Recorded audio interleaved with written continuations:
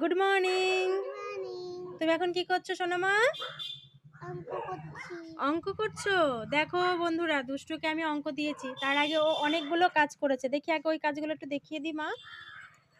দেখি সরাও। এই দেখো, ও আজকে কোথা থেকে খাতাটা ছিঁড়েই দিল গো। এই দেখো আজকে ও ও তার আগে বলে দিই, আজ রবিবার। এখান থেকে কাজটা দিয়েছি, এই যে ক থেকে চন্দ্রবিন্দু পর্যন্ত দিয়েছি, ও করেছে। এই দেখো চন্দ্রবিন্দু পর্যন্ত একটাও ভুল হয়নি। না না, ভুল হয়েছে। এখানে হচ্ছে ল লিখতে, ল হবে বয়শূন্য রয়ের পরে, ও লয়ের জায়গায় দন্তান্ন লিখেছে। আচ্ছা, তারপরে এই যে আকার হস্যিকার দিয়েছি, আকার হস্যিকারটা যাই হোক ঠিকই লিখেছে। তারপরে দিয়েছি হচ্ছে এখানে দেখে দেখে লেখো, এই যে দেখে দেখে লেখো।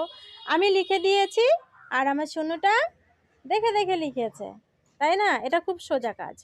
আচ্ছা, তারপরে এই যে ছবি এঁকে দিয়েছি। তোমরা আবার হেসো না, আমি ছবি খুব একটা ভালো আঁকতে পারি না, মানে আঁকায় আমি একদম পুরো গোল্লা। যেরকম পেরেছি দেখো এঁকে দিয়েছি। ওকে লিখতে বলেছি, ও যদিও খুব একটা পারেনি, ওকে বলে বলে দিয়েছি বানান করে, ও লিখেছে।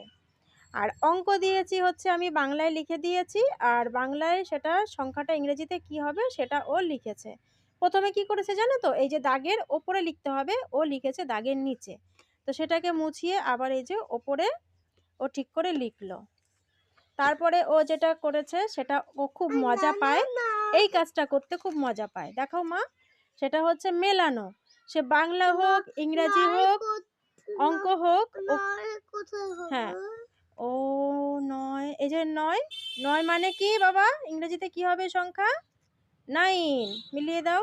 ও মেলাতে খুব ভালোবাসে, জানো তো। এটা তীর চিহ্ন দিয়ে দাও বাবা। তারপরে দেখো 10 আর 10 সোজাসুজিই আছে, দেখেছো বাবা? করো। কই হচ্ছে? এটা দিয়ে মোছো। হয়েছে মা? তীর চিহ্ন দিয়ে দাও একটা মা।